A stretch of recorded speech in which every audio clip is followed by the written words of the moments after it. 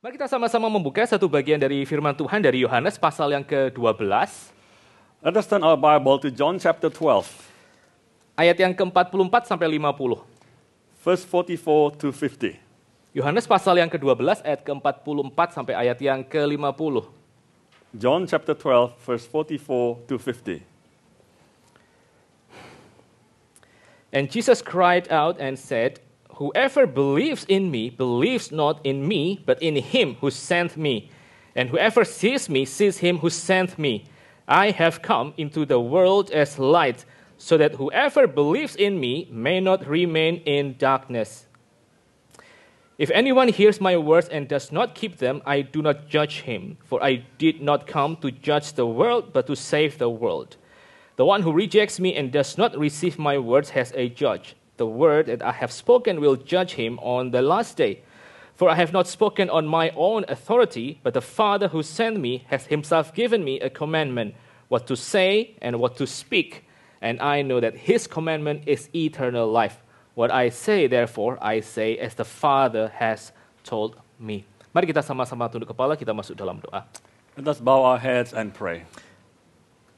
Our Father, we come to your gracious presence, Lord, today. And we pray that as we want to meditate your eternal word, you would enlighten our hearts and you would also enlighten our mind. Thank you, Lord. Please fill our hearts with the truth, with the love, and with all the grace that you have shown in Jesus Christ. And we pray as we bring ourselves to your presence, hearing your words, and expose ourselves to your love in Jesus Christ, we will be transformed bit by bit into more like your Son. Please hear our prayer, Lord. In the name of our precious Savior, Jesus Christ, we pray. Amin. Oke, Bapak, Ibu, dan Saudara sekalian, waktu kita melihat pasal yang ke-13 dari Injil Yohanes, Brothers and sisters, when we look at the chapter 13 of the book of John, maka kita akan menemukan pasal 13 dan seterusnya itu akan diisi oleh banyak percakapan antara Tuhan Yesus kepada para muridnya di dalam upper room. we would find that the chapter 13 was about the conversation of Jesus Christ with his disciples in the upper room. Jadi pasal 13 sampai 17 itu adalah percakapan private antara Tuhan Yesus dengan ke-11 muridnya. So chapter 13 to 17 was about the conversation between Jesus and his disciples. Lalu pasal yang ke-18 dan seterusnya itu sudah penangkapan, penyalipan, serta kebangkitan Tuhan Yesus. And then chapter 18 and onwards, it was about the arrest, the crucifixion of Jesus Christ. Artinya apa? Artinya adalah apa yang kita baca di dalam ayat ke-44 sampai ayat yang ke-50 ini adalah khotbah terakhir Tuhan Yesus secara publik. What does that mean? That means that this what we just read from verse 44 to 50 was the last sermon that Jesus had publicly. Ya, jadi itu last public sermon itu ada di dalam ayat 44 sampai ayat yang ke-50. So the last public sermon of Jesus was in the verse 44 to 50. Lalu apa yang akan kita lihat di sini di dalam khotbah terakhir Tuhan Yesus itu kayak pretty much kayak semacam summary dari identitasnya serta misinya. So this last sermon of Jesus was kind of like the summary of Jesus' identity and mission. Mari kita sama-sama sekarang melihat ayat ke-44 sampai ayat yang ke-45. Let's take a look at verse 44 to 50. Ini adalah poin pertama kita di dalam khotbah ini. Di dalam ayat These are our first point in this sermon. Dan di dalam poin yang pertama ini, dari ayat 44 sampai 45, kita akan belajar tentang unity, kesatuan antara Tuhan Yesus dengan Bapanya. So on verse 44 to 45, we will learn about the unity between Jesus Christ and his Father. Saya bacakan sekali lagi, ayat 44 sampai 45. I'll read this out once again, verse 44 to 45. And Jesus cried out and said, "Whoever believes in me, believes not in me," dalam tanda kurung alone, "but in him who sent me. And whoever sees me, sees him who sent me." Nah, saudara, sekali lagi di dalam bagian ini, Tuhan Yesus itu menyatakan tentang kesatuannya antara dia yang datang dengan dia yang mengutus. So once again, brothers and sisters, in this passage, Jesus was then stating his unity between the one who sent and the one who is sent. Tuhan Yesus yang datang itu punya satu kesatuan dengan Bapa yang mengutusnya. So Jesus Christ who came, he had this unity or oneness with his Father who sent him. Kesatuan di dalam hal apa? What sort of unity? Ya pertama kita bisa membayangkan ada yang namanya kesatuan di dalam misi. Firstly, we can find it is the unity in mission. Jadi di dalam tradisi Yahudi, ya bahkan juga sampai kita sekarang yang meskipun kita bukan Yahudi, kita punya satu pemikiran seperti ini. So in Jewish tradition, even now for us who are not Jewish, we have this kind of thought. Bahwa orang yang diutus mewakili satu orang yang lebih tinggi atau satu company yang lebih tinggi, dia harus diperlakukan seberharga itu, seberharga orang yang mengutus. That is, someone who is sent by a great company must be treated worthily as the company who sent the person. Karena orang yang, ya kalau saudara tahu lah, misalnya kayak agen asuransi, dia datang mewakili company asuransi itu kan. So as you know, like so for example, an insurance agent, when he comes to you to represent that insurance agency. Jadi di dalam satu pengertian ada kayak semacam satu misi yang sama, di mana Tuhan Yesus itu mewakili Bapa yang tidak kelihatan itu untuk datang kepada manusia.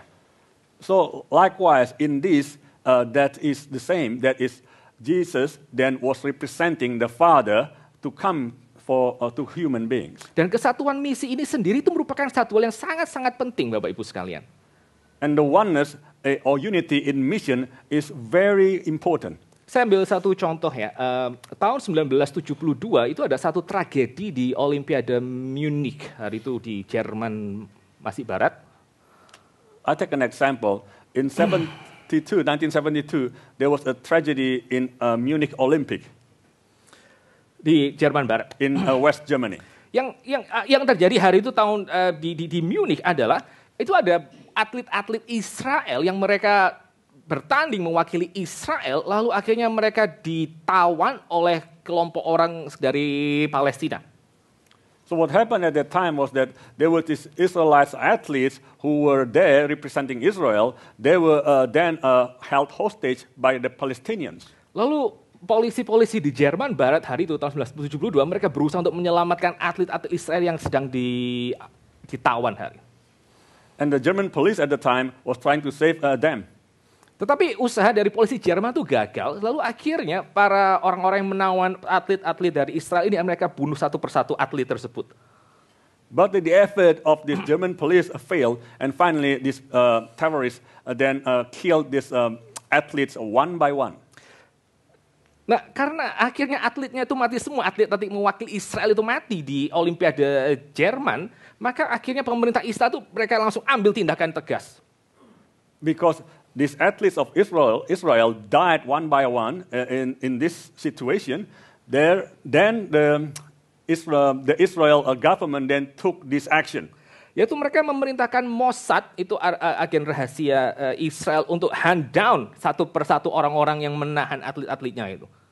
That is Israeli government then commanded Mossad, that is this intelligence agency of Israel, to hunt down every person who killed the Israelites athletes.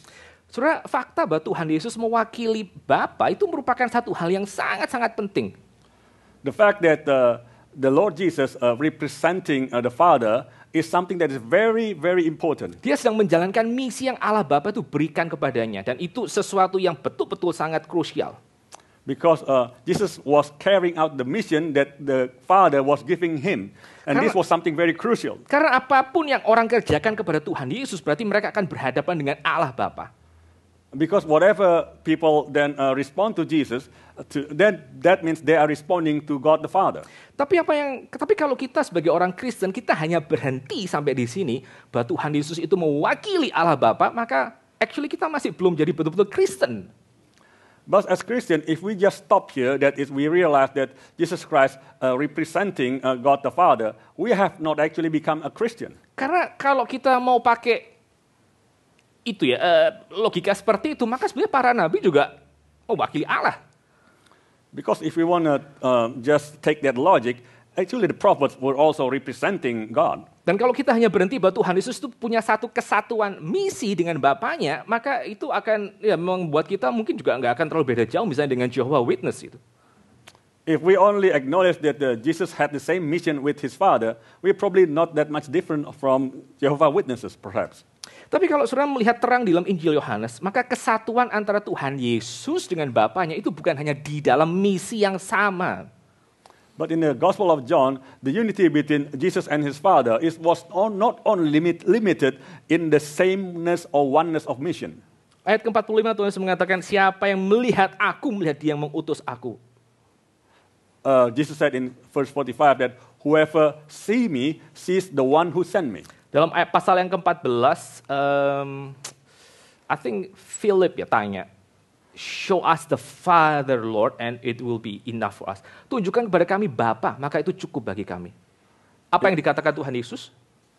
In chapter 14 verse 9 that Philip was asking Jesus, show me the Father, show us the Father, and that would be sufficient. What did Jesus say? Kalau engkau melihat aku sudah sekian lama bersama-sama dengan kamu. Tidakkah kamu tahu kamu melihat aku sekarang ini in flesh, itu kau sudah melihat Bapa. And Jesus replied to Philip was that, have you been with me for so long and not known that whoever sees me has seen the Father who sent me? Dan ini adalah satu kesatuan yang jauh lebih dalam ketimbang kesatuan misi antara Tuhan Yesus dengan Bapaknya. So this is something that is far greater in the unity or oneness between Jesus and his Father. Yaitu kesatuan secara hakikat, substance, essence. That is the unity or oneness in substance, in essence. Seperti yang dikatakan sekali lagi di awal Injil Yohanes. Just like what was said in the first chapter of John. Pada mulanya adalah firman, firman itu bersama dengan Allah dan firman itu sendiri adalah Allah. In the beginning was the Word and the Word was God. He was in the beginning with God. Karena Tuhan Yesus punya satu substance dengan Bapaknya, maka dia bisa mengatakan, engkau melihat aku, engkau sudah melihat Bapa. Because Jesus has the same substance with his Father, so that's why he could see, when you have seen me, you have seen the Father. Tuhan Yesus mengatakan, aku di dalam Bapa dan Bapa di dalam aku. Jesus said that, I am in the Father and the Father is in me.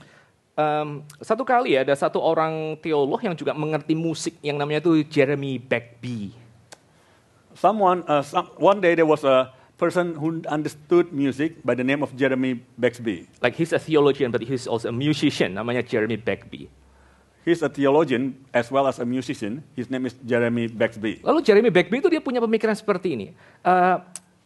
Kalau kita mau menggambarkan kesatuan antara Tuhan Yesus dengan Bapaknya, Bapa di dalam aku dan aku di dalam Bapa, itu pakai hal-hal yang bersifat visual, hal-hal yang bersifat fisik, itu kita akan sangat sulit untuk mengerti.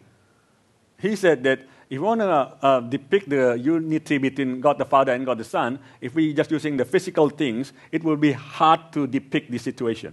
Tapi dia mengatakan kita bisa mengerti lebih baik tentang relasi aku dalam Bapa dan Bapa dalam aku kalau kita pakai ilustrasi dari musik. We could better understand the oneness between God the Father and the Son when we use this musical illustration. Nah, saya juga nggak terlalu ngerti musik gitu ya. Well, I don't understand music that much either. Tapi I think dikira seperti ini ya. Jadi kalau saudara tahu yang namanya kunci G mayor. Well, it's probably something like this.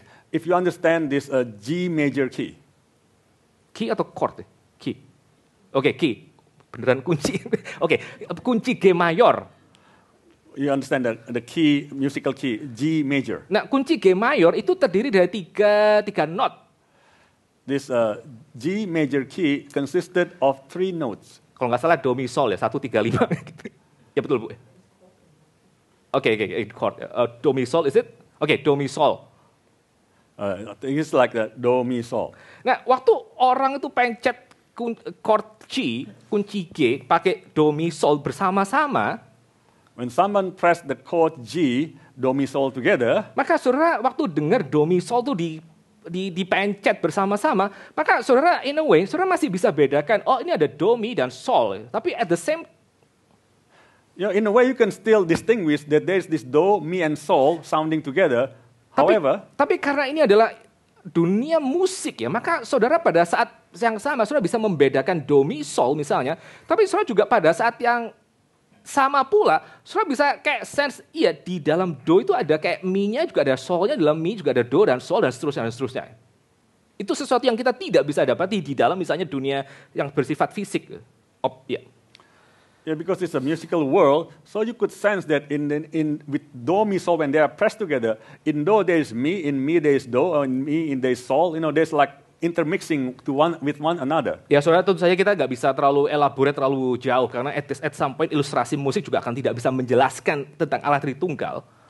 Well, we can't elaborate further because up to one point, the musical illustration also can't really depict the oneness between God the Father, God the Son, and God the Holy Spirit. Tapi paling nggak kita bisa mulai kayak semacam ini, ada kayak semacam foretaste ya. Pada waktu Tuhan Yesus mengatakan, waktu kamu lihat aku, engkau lihat Bapa, karena Bapa dalam aku dan aku di dalam Bapa. But at least we could get some sense of foretaste when Jesus said that when you see me, then you have seen the Father. The Father is in me and I'm in the Father. Dan itu adalah kesatuan substance yang jauh lebih dalam daripada kesatuan misi saja. And that is the unity of substance that is far deeper than just the oneness or unity in mission. Dan itu punya satu implikasi yang sangat besar, saudara. And this has such a large implication, brothers and sisters. Pada waktu Tuhan Yesus mengatakan, engkau melihat aku, engkau melihat Bapa, karena aku dan Bapa adalah satu, substance. When Jesus said that when you see me, you have seen the Father, because the Father and me are of one substance. Maka itu berarti apa? Itu berarti memang Allah 2000 tahun yang lalu, dia pernah betul-betul hadir di dalam wujud manusia. That means what? That means 2000 years ago, God had truly come down into this world in the form of a human being. Nah, kita sebagai orang Kristen yang besar dari sekolah minggu, kita waktu dengar ya Allah jadi manusia itu sesuatu yang ya taken for granted lah, itu sesuatu yang memang kekristenan ajarkan. Lord, in Sunday schools, when we hear the statement that God became man, that was something that we often take for granted. Something normal, something common. Sampai satu kali, saya tuh punya satu kesempatan bersama dengan hamba Tuhan Gary itu pergi ke Israel beneran. Until one day I had the opportunity to go with other pastors of Iraq to Israel. Ya, itu awal tahun 2012 gitu. Around the beginning of 2012. Lalu pada waktu di Israel itu betul-betul kelihatan orang Yahudi beneran loh, orang Yahudi asli gitu. And we saw the Jewish people in Israel. Ada yang tingginya tuh ya kira-kira sama seperti saya, ada yang sedikit lebih tinggi, ada yang lebih pendek dan seterusnya itu. Some were taller than me, or some shorter or than me, around about the same. Lalu waktu di Yerusalem saya membayangkan, like 2000 tahun yang lalu Tuhan Yesus Allah mencipta langit dan bumi itu dia datang ke dalam dunia dengan rupa orang Yahudi yang mungkin tingginya sama seperti saya dan saya bisa lihat eye to eye dengan dia. So something came to my mind that 2000 years ago that God came into the world in the form of this Jewish man whose appearance probably like as tall as me, more or less maybe. Dan itu menjadi pengalaman yang betul-betul sangat menggentarkan dalam hati saya. And this was such a very a very conflicting experience in my heart. Karena sekali lagi yang namanya Allah menjadi manusia itu pengertiannya menjadi begitu berbeda waktu saya ketemu dengan orang Yahudi yang dia ngomong bahasa Ibrani kesana kemari. So this experience that made me think that God became a Jewish man actually physically in this world and then was talking to people and going here and there. Tapi itulah keunikan dari kekristenan dan juga sekaligus skandal dari batu sandungan dari kekristenan gitu. But this is the uniqueness of Christianity as well as a stumbling block in Christianity. Bahwa Allah itu betul-betul secara pribadi dia datang ke dalam dunia ciptaannya untuk berjumpa dengan orang-orang yang memberontak kepada dia. That is, God truly came into the people He created who rebelled against Him. Saudara, kalau saudara lihat semua agama-agama yang lain ya, maka mereka bukannya tidak punya konsep bahwa ada something yang divine yang diberikan ke dalam dunia ciptaan. Mereka bukan nggak ada kesadaran seperti itu. So other religions, it's not that they do not have this concept that something is divine has come to them. Kalau saudara tanya orang Islam ya, mereka akan jawab yang namanya kitab suci mereka, Quran itu adalah the holy eternal word, the holy eternal words of Allah yang diberikan dalam bentuk fisik. If you ask a Muslim person, then he would say that God is the holy eternal word that has come into this world in the form of a physical being. Dan itu saya percaya juga mungkin juga dipercaya oleh orang-orang yang punya agama yang lain. Itu kitab suci mereka itu adalah eternal principle yang diberikan secara tertulis, secara fisik. And I believe this also is likewise in other beliefs that the God is the eternal being that has come. Jadi in a way, waktu kita ngomongin tentang sesuatu yang divine diberikan dalam dunia ciptaan, itu kita mungkin bisa ada kayak semacam analogi yang mirip dengan orang-orang beragama lain. So when we are saying that something is divine has been given to us, this is a similar analogy with other beliefs. Tapi yang menjadi batu sandungan buat orang lain dan juga mungkin sesuatu hal yang bahkan orang Kristen sendiri bergumul untuk mengerti lebih dalam adalah But what is become the stumbling block or something that is even as Christians we struggle is that stumbling block buat orang lain ya, tapi sekaligus juga satu hal yang sulit untuk kita mengerti adalah bahwa itu satu hal yang divine yang diberikan ke dalam dunia ciptaan itu bukan hanya sekedar impersonal word saja yang ditulis. Well, this is a stumbling block for others, but for us it's a struggle that is the eternal word is not that has come into this world is not just the word, tapi adalah the personnya Allah sendiri itu yang hadir dalam dunia ciptaan. But it is the person of God Himself who came into this created world. Di dalam diri Tuhan Yesus. In the person of Jesus Christ. Itulah yang menyebabkan orang lain itu sulit untuk bisa langsung percaya kepada kekristenan. Karena mereka melihat adalah the person of God Himself yang menjadi manusia ke dalam dunia ini. This is what other people are hard to believe because they hard to believe in Christianity because it is God Himself who became a person in this world. No, not God became a person, like the person of God that became a human in this world. That is the person of God became a human in this world. Mereka bisa menerima, just the word of God, like just the idea, just the word yang didiktekan itu kami bisa terima. Tapi orang tuh sulit untuk melihat bahwa the person of God Himself itu pernah berjalan di dalam dunia ini. Yeah, it is probably understandable. You can accept that it is the word of God that has come into the world. You can accept that, but it's hard to accept that it is actually the physical person of God has come into this world. Tetapi kekristenan mengatakan sesuatu yang too good to be true itu betul-betul terjadi 2000 tahun yang lalu. Bahwa Allah sendiri di dalam diri Yesus Kristus yang satu substance dengan Bapaknya itu dia berjalan sebagai manusia di dalam dunia ini.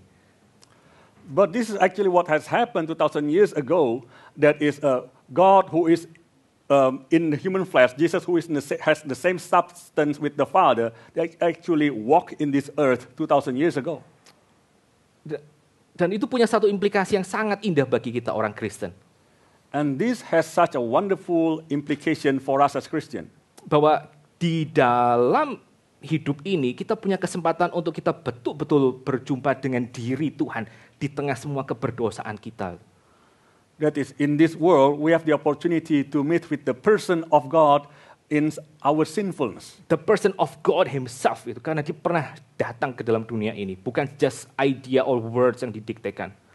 It is actually the person of God Himself who came into this world. It's not just the word of God, or the idea. Dan itu membuat kita sebagai orang Kristen kita bisa mengatakan kekristenan itu bukan hanya sekedar ritual untuk mentaati that words, tapi adalah relation yang kita betul-betul bisa berjumpa muka dengan diri Tuhan. So this makes us able to say that Christianity is not just a ritual that we are wanting to obey, but it's actually a relationship whereby we can meet with God face to face. Jadi itu poin yang pertama, the unity between Jesus and the Father, kesatuan antara Tuhan Yesus dengan Bapaknya. So that is the first point, the unity between Jesus and the Father. Bukan hanya kesatuan secara misi, tapi juga kesatuan secara substance. That is the unity not only in mission only, but also in substance. Sekarang kita akan masuk poin yang kedua, ayat ke-46 sampai ayat yang ke-48. Now we'll get into the second point from verse 46 to 48. Saya bacakan sekali lagi 3 ayat ini kepada kita sekalian. I'll read out these 3 verses for us all. I have come into the world as light, so that whoever believes in me may not remain in darkness. If anyone hears my words and does not keep them, I do not judge him, for I did not come to judge the world, but to save the world. The one who rejects me and does not receive my words has a judge. The word that I have spoken will judge him on the last day. Nah, saudara, waktu kita melihat 46 sampai 48, kita masuk ke poin yang kedua, yaitu adalah the purpose of Jesus. Now from verse 46 to 48, we'll enter into this second point, that is the purpose of Jesus. Dan Tuhan Yesus mengatakan bahwa tujuannya datang ke dalam dunia adalah supaya dia menjadi terang bagi dunia yang di dalam kegelapan ini. Jesus said that his purpose to come into this world so that he could become light in this dark world. Dunia ini ada di dalam kegelapan, kata John's Gospel. According to the Gospel of John, this world is in darkness. Kegelapan itu apa? Kegelapan itu bukan hanya sekedar physically gelap, tapi itu mewakili satu kehidupan di mana bukan satu kehidupan, satu keadaan kematian dan juga tidak ada yang namanya pengharapan. So darkness does not mean the physical darkness, but darkness means death and chaos and without hope. Ya, kematian, kekacauan dan ketiadaan harapan. Darkness means the death, chaos and hopelessness. Sementara light ya, yang namanya terang itu mewakili kehidupan dan juga order. Whereas light then represents life, order, and abundance. Tuhan Yesus datang, kedatangan yang pertama itu bukan untuk menghakimi, tapi untuk kemudian menjadi terang, untuk memberikan order dan juga life kepada dunia dalam kegelapan. So Jesus came into this world not to judge the world, but to give light into this world who was in chaos. Waktu Tuhan Yesus lahir di malam hari, maka Allah itu masih memberikan terang hari itu lewat lewat bintang yang menuntun orang Majus. When Jesus was born on that dark night, then God still gave the light through the stars that led the Magi. Tuhan Yesus itu datang untuk apa? Untuk dia menjadi terang bagi dunia yang sudah di dalam kegelapan dan kematian dan juga chaos. So Jesus came in order to become the light into this world who was already in the state of death, chaos. Dan ini merupakan satu hal yang kita sebagai orang Kristen yang mengaku percaya kepada Tuhan Yesus, itu kita mesti memperhatikan implikasi dari pernyataan bahwa Tuhan Yesus datang sebagai terang. So when we say that we believe in Jesus, we have to know that implication is that we acknowledge that Jesus has come into this world as light. Karena terang yang dibawa oleh Tuhan Yesus itu juga menuntut kita untuk kita pun hidup sebagai anak-anak terang. Because the light that Jesus has come to bring should lead us to become the children of light. Ya kalau kita bicara tentang yang namanya bukan kepastian keselamatan lah, assurance of salvation, kepastian keselamatan mungkin.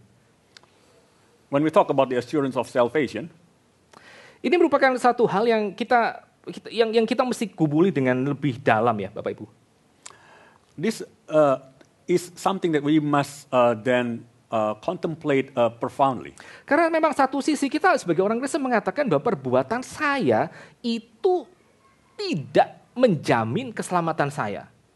Because on one hand that we know that our works do not guarantee our salvation.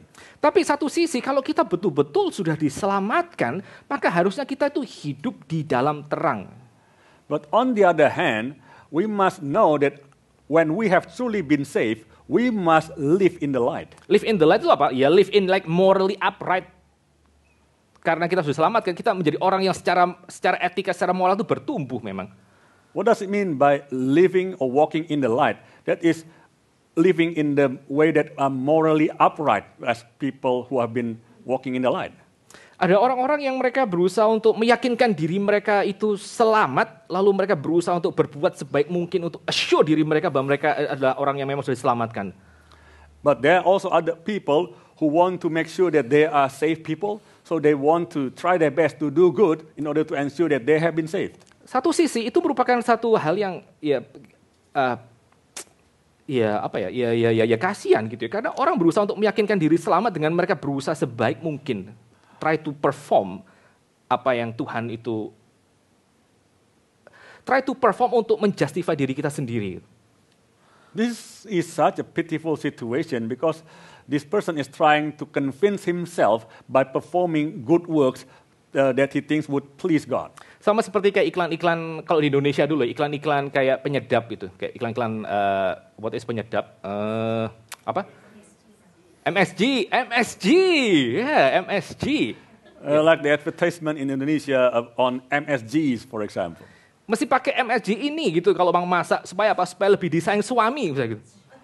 Okay, the advertisement would say, you must use this MSG for you to be loved by your husband more. Ya, supaya betah di rumah pakai Ajinomoto atau Royco atau whatever lah yang lain lah. Gitu. For your husband to like to be at home, that you must use this MSG, Ajinomoto, Royco, whatever. Ya, waktu kita lihat iklan seperti itu kan kita kasihan banget kan, maksudnya. Ya satu sisi kita mungkin tertarik untuk beli MSG itu, tapi satu sisi kok juga kasihan ya lihat kayak gambaran yang seperti ini. When we look at this is actually a pitiful situation, isn't it? On one hand, we'll probably want to buy the MSG, but this is such a sad picture, isn't it? Karena kayak orang tuh berusaha untuk mendapatkan blessings dan juga orang lain dengan cara dia perform gitu. Because in this picture, it's looking like someone is trying to gain the favor of others by performing something. Bahkan kayak hari depan pernikahan itu tergantung dari satu saset MSG itu. So it is as if the future of their marriage depends on this one sachet of MSG. Tapi satu sisi yang lain ya saudara. Oke, kita lupakan MSG yang tadi itu. Oke, dah selesai. Sekarang masuk yang prinsip yang tadi itu. Let's forget about the MSG, let's get into the other principle. Yaitu kalau orang sudah diselamatkan, kalau dia sudah datang kepada Tuhan Yesus sebagai terang, tapi kehidupannya tidak menjadi terang, itu juga problematik gitu. But if someone has been saved, and he has come to Jesus who is the light, but his life does not reflect that light, that's also problematic. Apalagi kita ini ya memang ya, kita ada di dalam satu tradisi di mana kita berusaha untuk membawa orang itu mengambil keputusan at some point untuk menerima Tuhan Yesus. We are in the tradition where we would lead someone to a point in their life where they would accept Jesus Christ. Kadang-kadang keputusan mereka adalah keputusan yang betul-betul genuine. Mereka percaya kepada Tuhan Yesus dan kehidupan mereka pelan-pelan berubah. Well, sometimes their decision is a genuine decision. That is, their life start to change gradually. Tapi ada resiko juga di mana sebenarnya decision mereka itu merupakan satu conditioning yang terjadi dalam hidup mereka pada waktu kebaktian itu, tapi mereka nggak betul-betul pernah berubah di dalam. But there's also a risk in that when they made profession of faith, it was just a conditioning in that service, but they have not truly changed. Sehingga pada waktu mereka mengatakan saya sudah menerima Tuhan Yesus, tapi kehidupan mereka tidak berubah, itu menjadi satu hal yang akhirnya akan menggoncang hati nurani mereka, apakah mereka betul-betul sudah di dalam Tuhan. So when they say that they have professed Jesus Christ as their Lord and Savior, but their life hasn't changed, that is something that would bother their life, bother them. Satu kali ya, ini true story. Ada satu teman saya waktu kami masih kuliah teologi di Indonesia yang dia khotbah KKR. This is a true story. When we were studying in the theological seminary in Indonesia, one time he was preaching in the gospel rally. Lalu dia berusaha berkhotbah itu dengan cara semonoton mungkin. And he was trying to preach in a monotonous way, as monotonous as possible. Karena dia tidak mau kalau misalnya dia terlalu berkhotbah dengan sangat-sangat moving ya, sangat-sangat efektif. Justru adalah teknik berkhotbahnya atau emosinya yang akhirnya mendorong orang untuk percaya kepada Tuhan Yesus. Saudara ngerti gak tuh? He purposely did that because he did not want that the emotional this movement, emotional stir that was happening in the service was actually the one that drove people to make profession of faith. Jadi dia khotbah dengan monoton gitu, lalu terakhir waktu mau calling dia ngomong seperti ini. So he spoke this in monotonous the tone. But at the end of the service, he made this calling. Oke, pianis gak usah main musik. And then he said, okay, the pianist doesn't need to play the piano. Terus kalian semua gak usah tutup mata. And all of you do not need to close your eyes. Gak apa-apa, lihat saya saja gak apa-apa, gak usah tutup mata. You can just look at me. You do not need to close your eyes. Lalu dia tanya dengan datar, oke, sekarang setelah dengar khotbah saya, siapa yang mau terima Tuhan Yesus? And after he said these words, now, who among you wants to believe in Jesus Christ? Gak ada angkat tangan. Karena tidak tersentuh mungkin. Not even one put up their hands, because no one was touched perhaps. Oke, terima kasih. Terus dia turun mimbar gitu. And he said, okay, thank you, and then he stepped down the pulpit. Ya langsung dia dipanggil sama sama kampus kali khotbah kayak gitu. And then he was called by the dean of the school, perhaps after that. Ya, tapi itu ini ya saudara. Ya meskipun konyol, tapi orang ini tuh dia tangkap satu aspek ini yang kita mesti juga perhatikan gitu.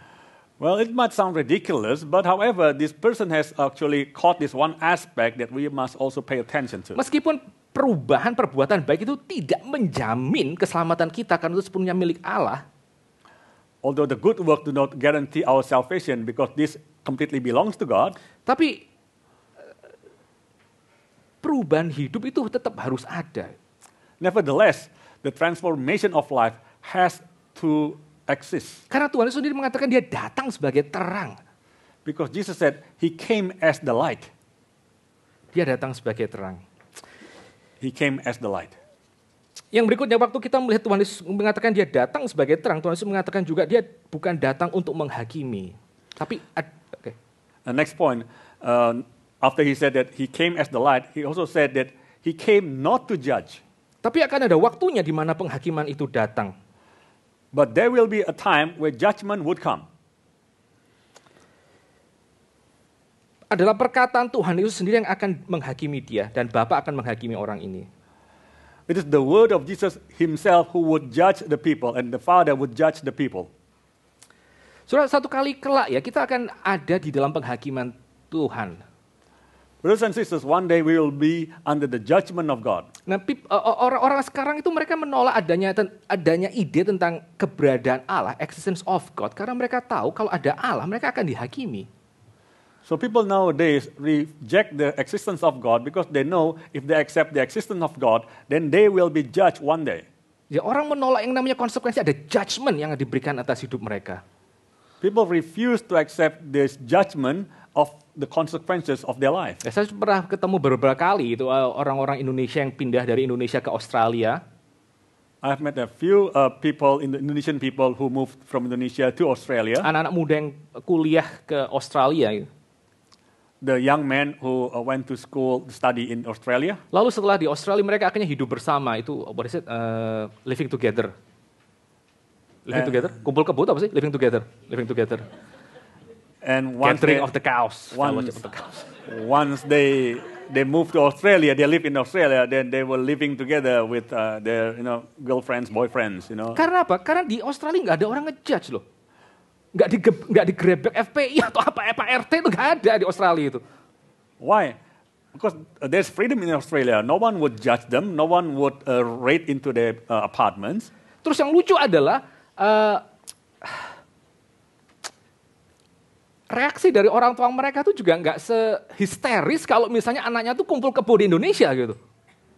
Karena ya udahlah Australia, ya menyayangkan tapi juga ya lebih enteng gitu ya karena ya terjadi di Australia gitu.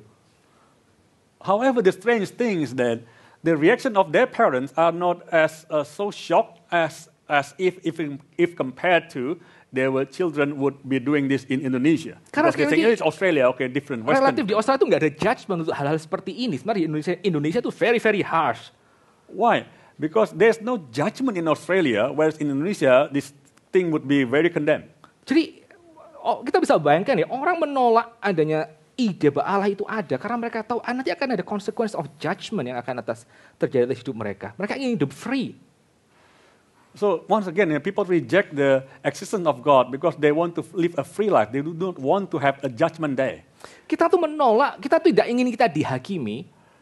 We reject because we do not like to be judged. Tapi sebetulnya, kata Tim Keller, kita memerlukan yang namanya penghakiman itu. Perlu penghakiman tersebut. However, Tim Keller said that we actually need the judgment.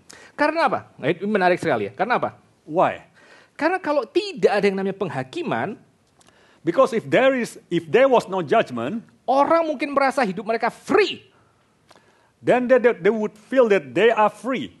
Tapi pada saat yang sama, freedom yang mereka terima karena tidak ada penghakiman, itu sebenarnya merupakan satu lostness, satu meaninglessness itu. However, at the same time, this life of freedom which they think to be free is actually a loss, a big, huge loss for them. Saya ambil contoh, saudara. I take an example. Kalau misalnya di uni atau di kelas atau di kantor misalnya. In university or in office. Lalu misalnya whatever lah, the president of the university atau menteri pendidikan atau si pemilik perusahaan ngomong seperti ini. Or whatever, the president of the university, of the minister of education, or the boss of the company, whatever. Kamu belajar gak belajar, nanti nilainya tetap sama. Terserah, mau belajar gak belajar, mau exam gak exam, tetap nanti kamu akan dapat lulus dengan summa cum laude. If they said something like this, whatever you want to do, whether you want to study or not, you will graduate with summa cum laude. Terserah, kamu mau perform gak perform di perusahaan, kita memutuskan hari ini gak ada yang namanya KPI, Key Performance Indicator, itu dihapus semuanya. Pasti tetap akan gajian, bahkan mungkin naik pangkat gitu Pak. Whether you want to perform or not perform, work hard or not work hard, doesn't matter. At the end of the day, then you will be promoted. There's no KPI, you will be promoted. Gak ada penghakiman, betul. There's no judgment, that's right. Tidak ada yang namanya apa? Tidak ada yang namanya tekanan dan kita merasa free. There's no pressure and we feel very free. Tapi pada yang sama, kalau itu sampai betul-betul terjadi, maka saudara akan merasa apapun yang saudara kerjakan di university itu atau di kantor itu, everything is meaningless. Yes, you are free, but at the same time, if that is the case, then you would feel that whatever you do in the university or in the office would be meaningless. Tahu semua performance yang saudara kerjakan, saudara bisa mengerjakan, I don't know, maybe bagian manajemen atau misalnya untuk sistem ini dan itu, semua yang tadinya saudara itu lihat ini merupakan satu hal yang penting. Pada waktu dikatakan, ya gajimu akan tetap sama meskipun kamu mengerjakan ini atau enggak. Itu every single day itu menjadi meaningless, saudara. If whatever you do, whether you have studied hard at the university or whether you have done wonderful things for the company, you know, you've changed everything and make the company profitable and so on and so forth, at the end of the day, then there's no difference with another person who does nothing. Karena seperti kita merasa apapun yang kita kerjakan itu nggak ada dampaknya, nggak ngefek. If anything that we do have no implication, have no effects, orang tuh mungkin merasa free ketika mereka melihat tidak ada lagi judgment, tapi at the same time mereka juga akan merasa lost deep inside. So people might feel free when there's no judgment, but at the same time they would feel that there's this lostness on the inside. Makanya zaman sekarang ya orang punya kebebasan untuk ya kamu silakan mau pakai gender apa terserah, you're free. Tapi tingkat depresi juga makin lama makin tinggi. So you see nowadays that people are free, they want to choose whatever gender they want, but actually the level of this depression is getting higher and higher these days. Karena apa? Karena pada waktu orang dibebaskan untuk mengerjakan apapun juga, itu seperti apapun yang kita kerjakan jadi nggak ada bedanya, nggak ada bagus, nggak ada jelek, ya sudah, pokoknya free, nggak ada meaning di sana. Because when people are free to do whatever they want, that there's no judgment, then there's also meaning. There's no meaning in what they do either, because whatever it is, doesn't matter. Kita sebagai manusia, kita tidak mau dihakimi. As human beings, we do not want to be judged. Tetapi kita sebagai manusia, kalau kita mau live a meaningful life, kita perlu penghakiman, kita perlu standar yang kasih tahu kita mana baik dan mana buruk, mana berharga dan mana tidak berharga. However, as human beings, if we want to live a meaningful life, we need to have this differentiation as to what is valuable, what is not valuable.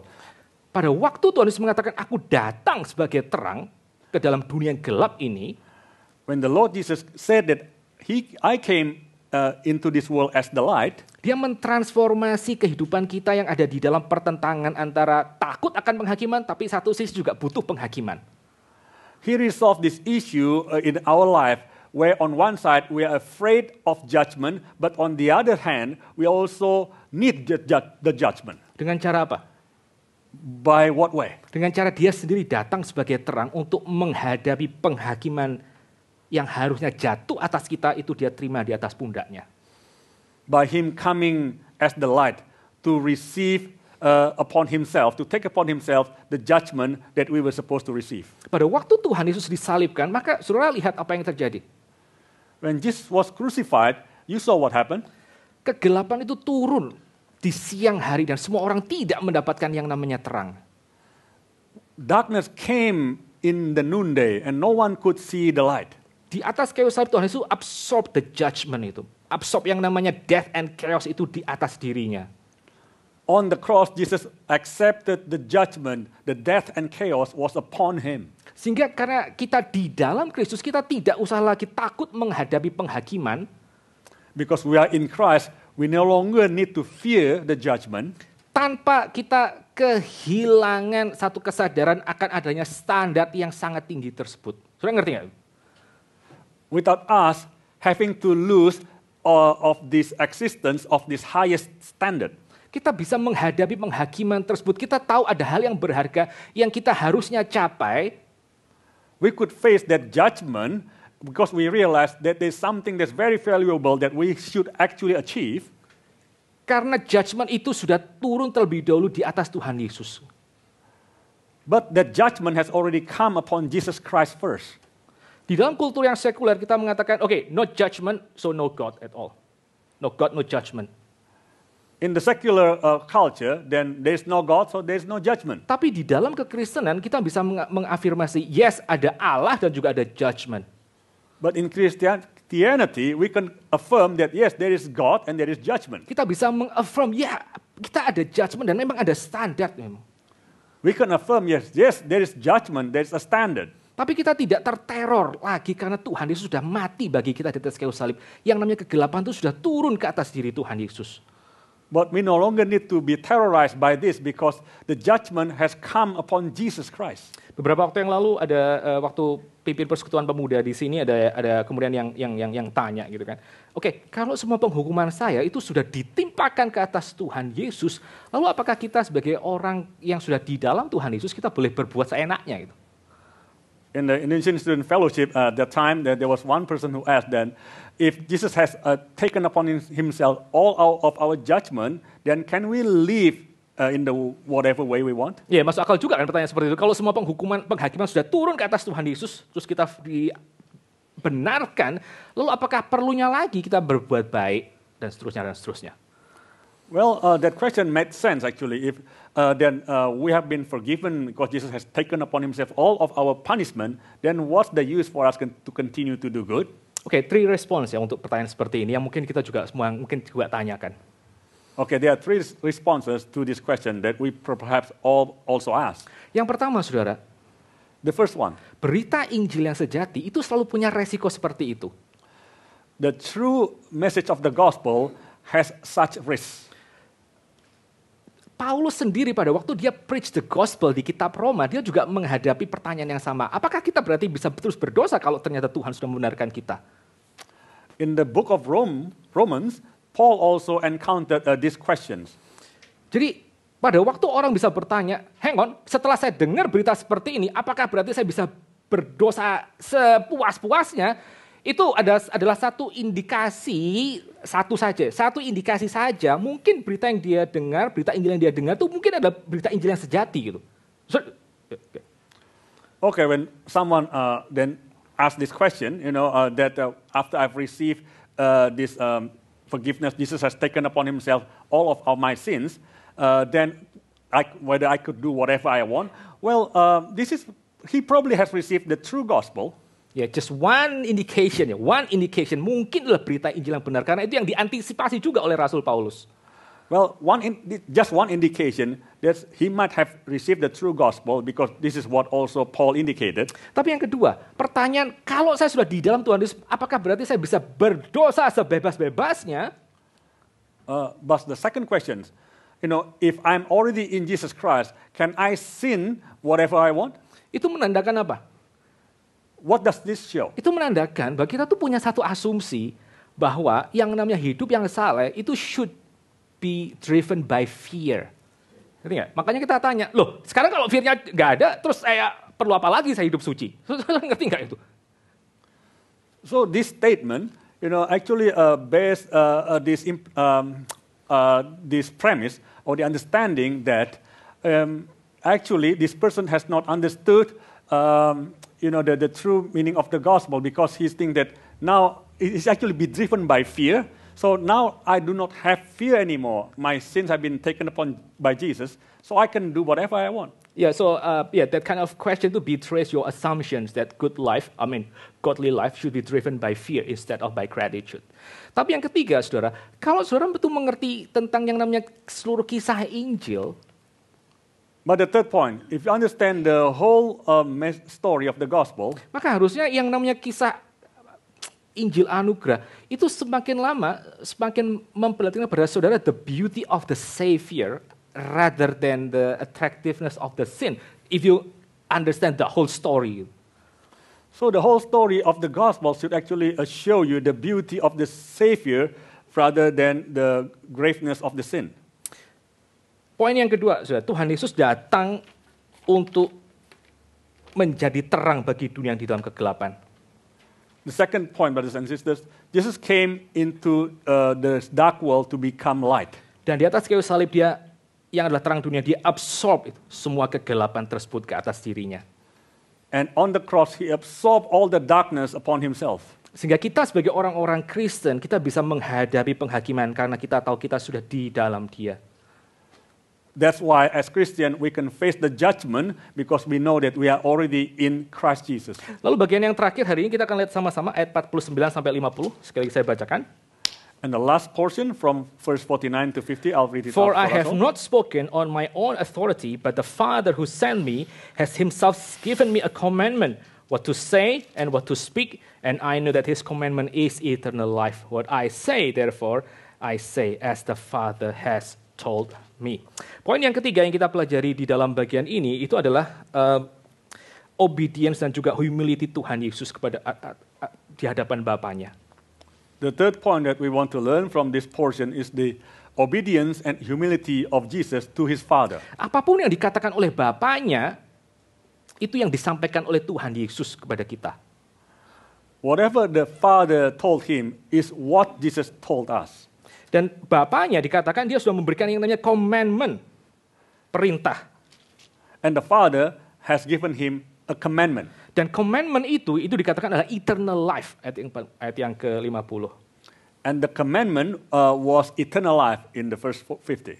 Kalau sudah melihat seluruh Injil Yohanes, sebenarnya apa sih yang namanya commandment yang adalah eternal life tersebut? If you look at the Gospel of John, what is this commandment which is eternal life? Yang namanya commandment yang memberikan eternal life itu adalah commandment untuk percaya kepada Tuhan Yesus sebagai the only Son yang datang atas nama Bapaknya. So this commandment that gives eternal life is the commandment to believe in Jesus Christ who was sent by the Father. Jadi yang namanya Injil, saudara, itu bukan hanya sekedar gracious invitation, undangan yang gracious untuk orang percaya kepada Tuhan Yesus. Therefore, the gospel is not just a gracious invitation for people to believe in Jesus, Tapi juga apa? Tapi juga a commandment untuk orang itu percaya kepada Tuhan. Injil itu adalah satu perintah, bukan hanya sekedar satu invitation. but the gospel is also a commandment for people to believe in Jesus, not only just an invitation. Apa yang dikatakan oleh Tuhan Yesus itu merefleksikan dengan sempurna apa yang dikatakan oleh Bapa kepada dia.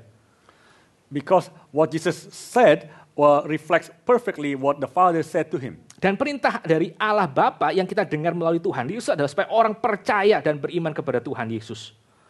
And the commandment that we hear from Jesus Christ was that for people to believe in Jesus.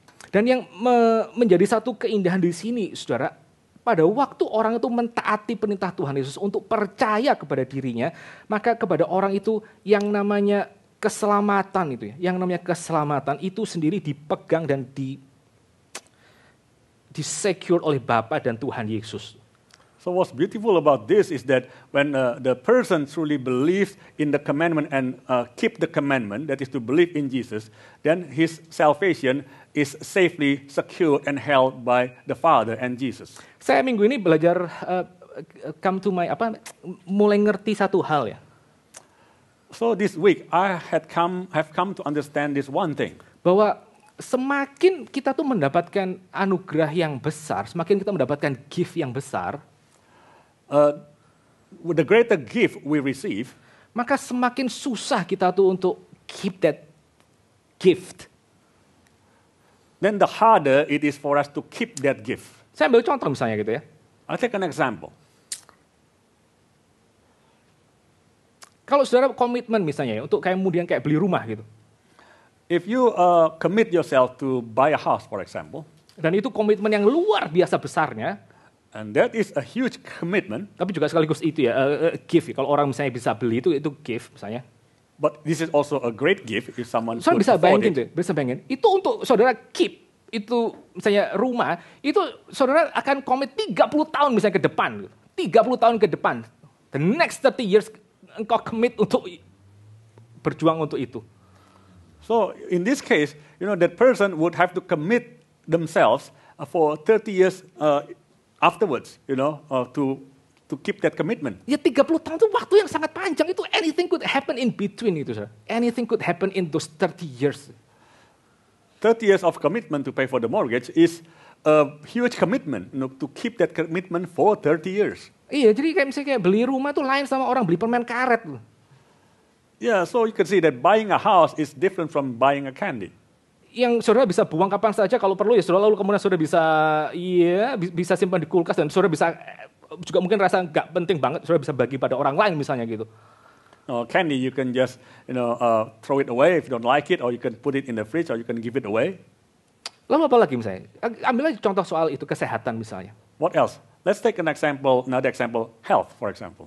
Kesehatan itu merupakan satu hal yang berharga. Health is a very valuable. Tapi seberapa dari kita yang kita tuh betul-betul keep our health sampai maksimum gitu. But who amongst us truly keeps our health to the maximum? Dan kalau kita bisa kalau kita bisa menjaga kesehatan kita, apakah dengan cara itu kita bisa menjaga umur kita, usia kita? And even if we can then keep our health reasonably good, then can we guarantee of our lifespan? Satu kali waktu masih kuliah di Australia itu saya ketemu dengan satu orang teman saya. When I was studying in Australia, I met with this one friend. Terus waktu kami duduk di meja makan, dia ngelihat makanan saya kayak kok cuma dikit banget, cuma sayur doang gitu. When he looked at my food and he said, "Why is my food so little, only comprised of vegetable?" Terus kadang-kadang saya juga pas duduk di meja makan emang nggak makan gitu, cuma minum doang. And sometimes when I sit in the dining table, I do not eat, I just sit, I Terus just drink. dia bilang, kenapa lu nggak makan gitu ya? And he asked then, "Why don't you eat?" Intermittent fasting, saya bilang, intermittent fasting. I said, "I do intermittent fasting." Biar apa? Supaya sehat, saya bilang gitu. He said, "What for?" I said, "To be healthy." Nah setelah itu dia ngomong cerita tentang maknya yang di China. And then he told this story about his mother in China. Bukan mother, neneknya. Grandmother in China. Lalu dia mengatakan gini ya, nenek saya itu dari muda dia makan tuh sembarangan. Gitu. He said like this. My grandmother just ate whatever she wanted to eat. Lalu bukan sekedar dia makan sembarangan, dia juga ngerokok. Not only did she just eat whatever, but she also smoked. Lalu bukan cuma gitu saja, dia adalah orang yang juga suka marah gitu. Not only Jadi that, darah tinggi. she also someone who's bad-tempered, so high blood pressure. Tapi sampai sekarang umur 90 masih sehat. But until now, she's 90, she's still healthy. Terus dia bilang, tapi saya lihat ada orang-orang yang jaga kesehatan, mesti olahraga, mesti makanan yang begini dan begitu, mereka mati usia muda itu, kena cancer lah, apalah gitu. But I've seen, he said that people who look after their health and they go on a strict diet and then they eat healthy food and exercise, but they die young of cancer or whatever illness. Lalu dia keluarkan satu premis itu. Saya ingat sampai sekarang. And he then said this premise, which I remember until now. Yang namanya hidup sehat itu cuma bisa bikin lu hidup lebih sehat. Living a healthy life just could only make you live a healthier life. Tapi nggak tentu bikin kamu hidup lebih panjang. But does not guarantee you a longer life. Ya itu ya saudara, itu hidup itu kita nggak bisa pegang. Itu gift, tapi kita nggak bisa pegang. Gitu. Semakin besar gift, itu semakin kita nggak bisa pegang. Well, the gift is not something you can hold on to. The greater the gift, the harder it is to keep. Itu juga misalnya dengan marriage gitu. Kita mengikat satu komitmen dengan orang lain misalnya. Likewise with marriage, we make a commitment with another person. Yang namanya marriage atau bahkan yang namanya pacaran itu kita betul-betul gak bisa pegang orang yang kita harapkan akan setia dengan kita loh. In marriage or courting, we really cannot then completely depend on the person that we are hoping. Makanya ada cerita patah hati gitu kan. Ada patah hati nasional, ada patah hati internasional gitu. That's why there's what's called a broken heart, national broken heart or international broken heart. Ya, jadi waktu itu di Indonesia waktu ada satu artis yang berbakat dan Pretty itu si Raisa nikah itu katanya hari patah hati nasional. There's an artist in Indonesia, he said that there's this national broken heart. Lalu pada waktu satu artis Korea nikah tuh Song Hye Kyo, ini hari patah hati internasional gitu. When this Korean actor got married, then he said that this is the international broken heart day. Mungkin kapan-kapan kita rayakan 14 Februari kita bisa rayain hari patah hati nasional. Hari patah hati apa? Anyway, ya saudara, kalau saudara lihat relasi antar manusia itu apalagi kita nggak bisa ini loh. Kita mau jaga kesehatan juga tanda tanya. Apalagi kita jaga komitmen orang lain kepada kita itu betul-betul out of our control. So you see, even keeping our health is not something that guarantee us. It's out of our hands. And then keeping a commitment with another person is also something we can control. We can depend on. Kadang-kadang orang di dalam satu relasi yang di mana sudah terjadi kayak semacam itu ya, kayak semacam affair, perselingkuhan. So in a relationship where there has been an affair, itu orang yang ditinggalkan atau orang yang kemudian merasa menjadi korban, dia bisa kemudian tanya satu hal itu, gua salah apa ya? Gua kurang apa ya sampai akhirnya si my spouse itu mengerjakan ini dan itu. So the person who has been betrayed, who has been left behind, then would probably ask themselves, what wrong have I done that I deserve this? The thing is, saudara, itu kayak, pada waktu saudara menerima gift 1% dalam hidup saudara, itu saudara nggak bisa totally control orang itu. Semakin besar gift-nya, semakin saudara nggak bisa pegang. So you see, when you receive a gift, it's something, a person, for example, in a marriage order, it's something you can't control. And the greater the gift, the harder to keep. Semakin besar anugerahnya, semakin saudara itu menjadi dependent kepada orang itu. The greater the gift, the greater your dependence upon that person. Makanya saudara, waktu kita belajar bahwa Tuhan Yesus itu memberikan satu perintah untuk orang itu percaya kepada Dia dan mereka diselamatkan. That's why we learned that Jesus said that this commandment for people to believe in Him so that they would be saved. Dan pada waktu orang itu percaya kepada Tuhan Yesus betul-betul, maka itu adalah such a big gift. So when that person truly believe in Jesus Christ, that is such a big gift. Dan untuk gift yang seperti itu, saudara, maka kita mengucap syukur karena di dalam kitab suci itu dikatakan that gift. Setelah kita percaya kepada Tuhan Yesus, eternal life, itu Tuhan sendiri yang pegang. Itu, for me, itu make sense. Make sense. Itu yang namanya Injil. And for this huge gift, greatest gift, we must be very thankful because this gift is held and secured by God Himself, by the Lord Jesus Himself. Kita nggak bisa jaga kesehatan kita sendiri, kita juga tanda tanya dengan misalnya mortgage kita 30 tahun ke depan, kita masih tanda tanya misalnya dengan pernikahan kita. Semua hal itu seharusnya membuat kita sadar, iya ya, gue nih kalau diselamatkan itu pasti bukan aku yang pegang sendiri. Because itu such a great gift. Diselamat, oke Pak. Yeah, we can't even keep our mortgage secure. We can't keep our marriage secure. We can't keep our health secure. We can't live longer, guarantee that. Let alone our salvation. So we are so thankful that God is the one who keep our salvation securely. Karena kalau salvation itu diberikan kepada kita sendiri untuk kita pegang, itu betul-betul question mark betul-betul. Apakah at the end kita bisa betul-betul diselamatkan itu? Because if the security of our salvation is given to us, depends on us, that is such a big question mark whether we could keep this great salvation until the end. Karena apa sih yang disebut sebagai menerima keselamatan itu? So what is receiving salvation? Yang namanya menerima keselamatan itu berarti kita menerima diri Tuhan sendiri. Menerima diri Tuhan sendiri. The God in person Himself itu kita terima, kita genggam. Receiving salvation means that we receiving God Himself, that is God in person, we are keeping God in person for ourselves. Ya kalau kita tuh nggak bisa pegang umur kita sendiri gitu ya. Ya, it's a logical way untuk kita memikirkan, kita juga nggak bisa pegang actually keselamatan kita sendiri. Because it's such a big gift. God Himself in person itu yang adalah keselamatan. Because we can't even keep our own life, our health, how long we live. It's very logical. We can keep our salvation, which is such a great gift. from God. Jadi sekali lagi pada waktu hari ini Tuhan Yesus mengatakan, aku memberikan perintah kepadamu dan perintah adalah untuk percaya kepadaku. So once again, when Jesus said this commandment that believe in me, you must believe in me. Maka perintah itu membawa satu assurance. This commandment brings an assurance. Bahwa barang siapa orang yang akhirnya mentaati perintah Tuhan dan percaya kepada Dia, maka this is the gospel. Tuhan sendiri yang pegang keselamatannya itu. Secure forever. That is whoever keeps this commandment and believes in Jesus Christ, it is God Himself who keeps this salvation. So it is very secure. Kita bisa kehilangan pernikahan, kita bisa kehilangan rumah, kita bisa kehilangan kesehatan. We might lose our marriage, we might lose our health, we might lose our house. Kita bisa kehilangan semua anugerah umum, ya, common grace. We might lose all the common grace. Tapi di dalam Injil kita bersyukur, kita tidak akan pernah kehilangan diri Tuhan. Karena pada waktu kita datang kepada Tuhan adalah tangan Tuhan sendiri yang menarik kita kepadanya.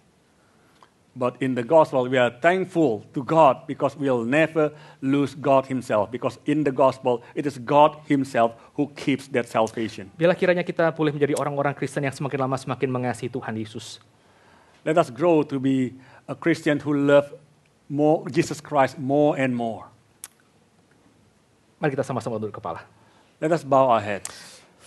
Father in heaven, we are so grateful you have spoken to us today, Lord.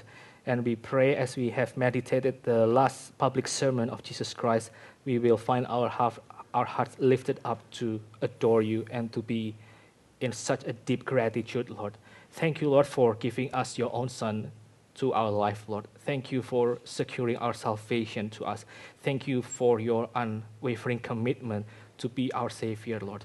Thank you, and we pray that you would grow within our hearts gratitude and thankfulness that would enable us to forever live for you. Thank you, Lord, for today. In the name of Jesus Christ, our Savior, we pray. Amen.